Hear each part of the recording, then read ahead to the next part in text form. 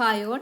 In this class we can see how we can draw the energy band diagram for a PN junction. So before drawing this energy band diagram, we can use some properties to draw this energy band diagram. In that, first property is that the Fermi level is a single horizontal line under thermal equilibrium, because we already proved that this derivative of EF is 0. That means d by dx of EF equal to 0. That means EF is constant. That means EF is a single horizontal line under thermal equilibrium. And next property we are using is that the depletion layer is depleted of mobile charge carriers. That means there is no mobile charge carriers. There is only immobile charge carriers. And the region outside the depletion region is completely neutral. And third property we are using is the electric field in the neutral region is 0. That means the electric field will occur only in the depletion region. Therefore, the bands are flat in the neutral N and P region. The Fermi level position in the neutral region depend only on the doping concentration. So, we can say that the electric field will occur only at depletion region, and the remaining regions, that means neutral. So, there is then remaining region, the electric field is 0. In the neutral region, the electric field is 0. So, the flat band will occur in that region. And we can also say that the energy band bend upward in the direction of electric field. So this energy band tilt will occur at the depletion region only. There is no tilt in the tilt for the energy band under neutral region. So these are the principles we are going to use to draw this energy band diagram. So in figure we can see that there is a uniformly doped p-type and n-type semiconductor before junction is formed. So to draw this energy band diagram, we can use some guidelines. First we need to draw the equilibrium Fermi level. So we already said that this Fermi level under thermal equilibrium is a horizontal line. So first you fix a horizontal line and consider it as Fermi level. So second thing, we can use that mark the depletion region based on the biasing condition, if it is under equilibrium, or if it is forward bias, or if it is reverse bias.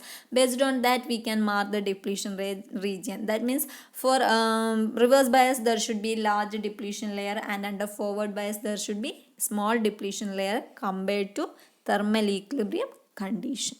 And third thing, we need to mark draw the valence band edge EV on the P side, that is represented as EVP, and conduction band edge EC on the N side, that is ECN, relative to EF. So we know that for P side the valence band is near to this Fermi level, and for N side the valence band is near to at N side the conduction band is near to Fermi level. So you can fix the valence band of P side with respect to Fermi level, and we can fix the conduction band of N side with respect to Fermi level. So that's the third thing we can do. So next, the other edges of the band ECP, EVN, keeping constant band gap on both sides. So we can draw the remaining band, that means ECP and EVN, using the energy band gap, because the energy band gap is constant at P side and N side. Then we can connect ECP to ECN and EVP to EVN, and that complete the energy band diagram. So while drawing this, we need to remember that this energy band will be flat under neutral region, and there is a tilt and the depletion region. So we can also represent the energy barrier for electron movement from conduction band on N side to conduction band on P side, that is ECP minus ECN. Similarly, the energy barrier for the whole movement from P side valence band to N side valence band is EVP minus EVN. So we can also represent that. We can say that this ECP minus ECN should be equal to EVP minus EVN equal to EIP minus EAN. So this all things are same. Or we can write the barrier potential V0 as phi FP minus phi Fn. Based on that we can derive this later. So these are the things we are these are the guidelines we are using while drawing this energy band diagram. So we can see now what is the energy band diagram under thermal equilibrium. So the figure A represents the semiconductor p-type and n-type semiconductor before junction is formed. So we can see that there is a valence band and conduction band. The energy band gap for p-type and n-type materials are same because we are using same material, whether it is silicon or germanium, the band gaps are same.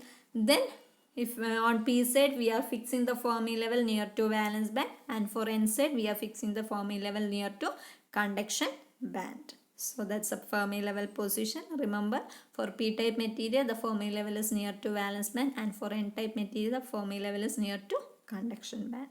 After that, in figure B we are forming a junction. So if you are forming a junction, there should be a depletion region, and that depletion region is depleted of mobile charge carriers, and that will cause a negative and positive charge near p side and n side respectively.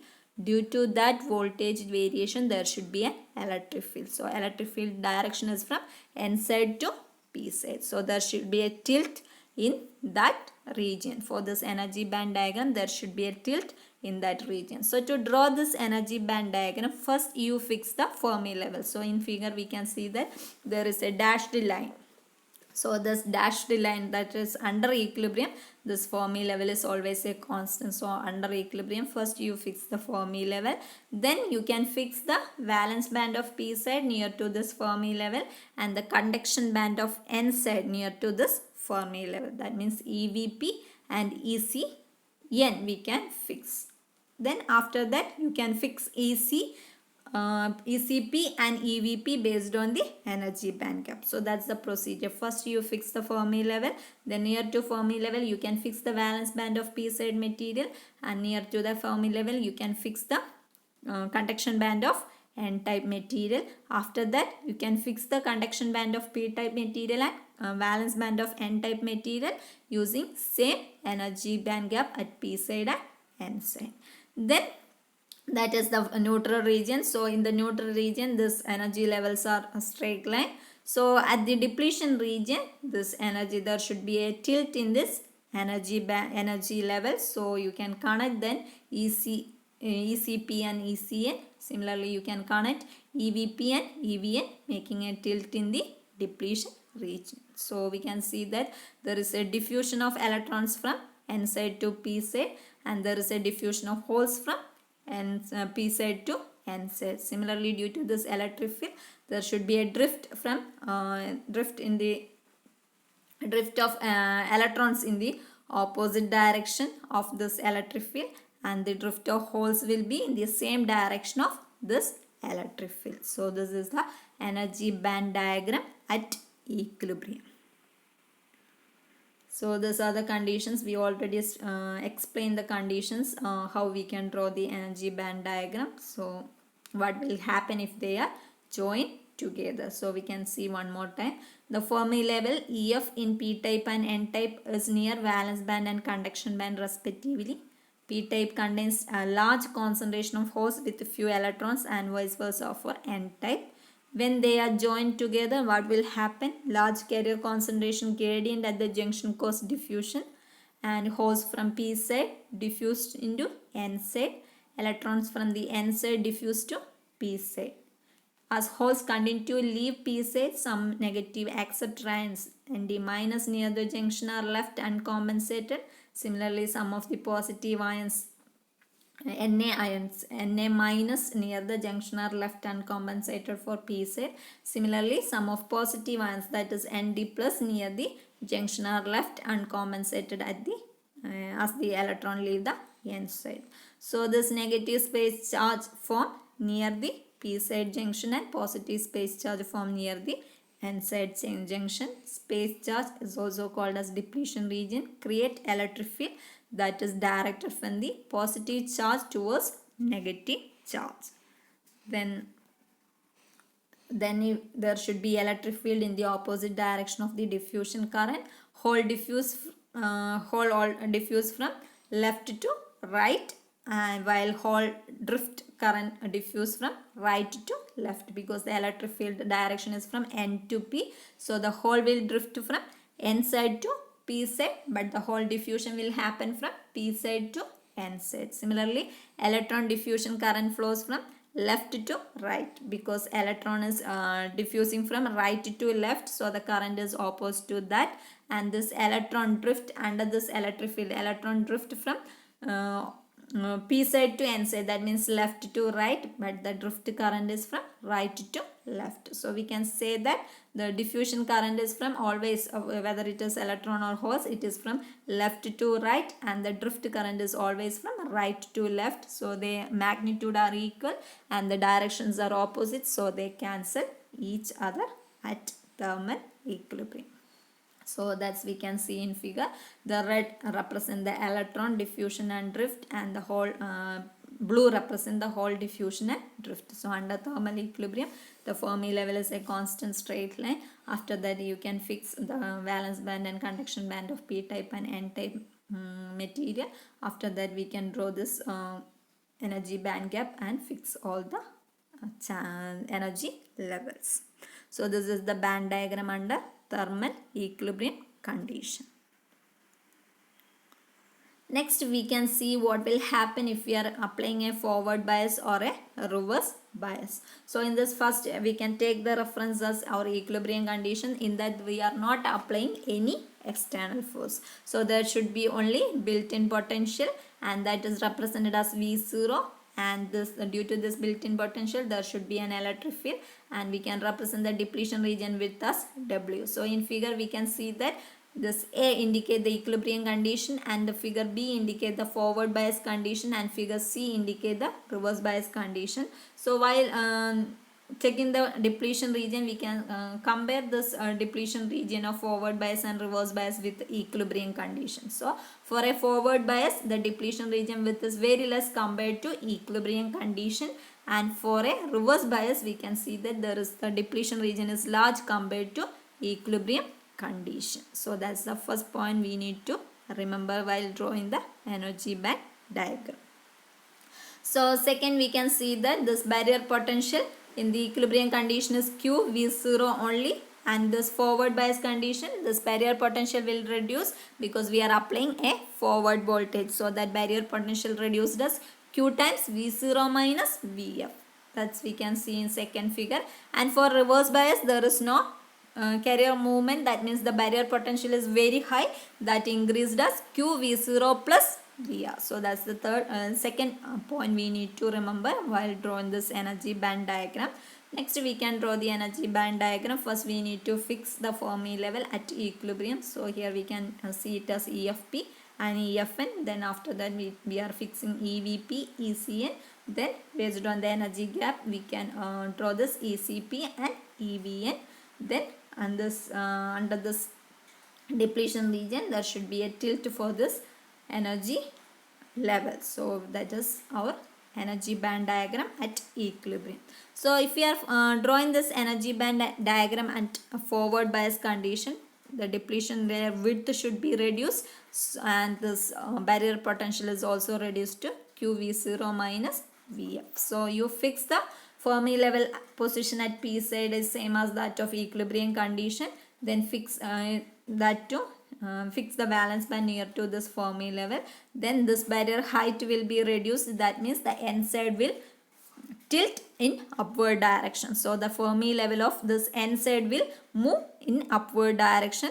So after that, the conduction band you can draw near based on that Fermi level. Then fix the conduction band of P side and valence band of N side based on the energy band gap. So remember that whether it is equilibrium or forward bias or reverse bias, the energy band gap are same for all P and N type material, and the only difference is that the barrier potential barrier potential will be reduced, the barrier height will be reduced. That means the electron or hole can easily move under forward bias. So its barrier height will be reduced compared to equilibrium condition. So if you are applying a forward bias with respect to P side, this N side will tilt or N side will move in upward direction.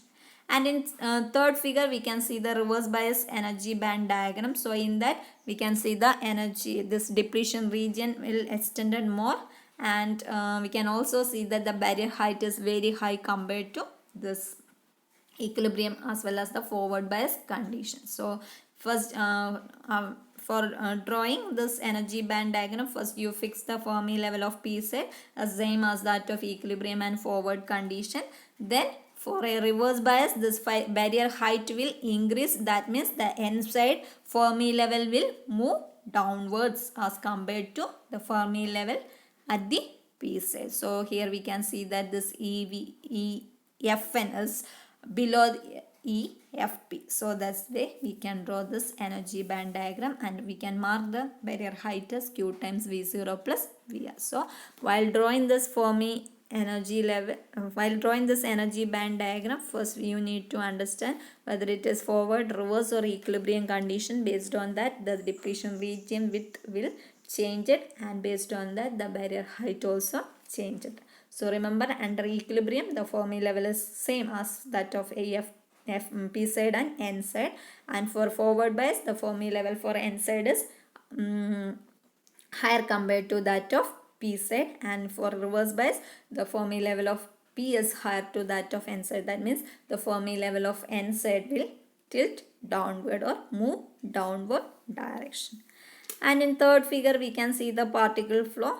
So in under equilibrium there should be the first one indicate the Hall diffusion, that means from P side to N side, and the current is also in the same direction. And for Hall drift, that should be in the direction of electric field, so that is from N side to P side. So the current due to that Hall drift is also in the same direction. But the electron diffusion is from right to left, that means opposite to the Hall diffusion, and the current but same as that of Hall diffusion current. And this drift is also, electron drift is opposite to that of Hall drift, but the current direction is same as that of Hall drift current.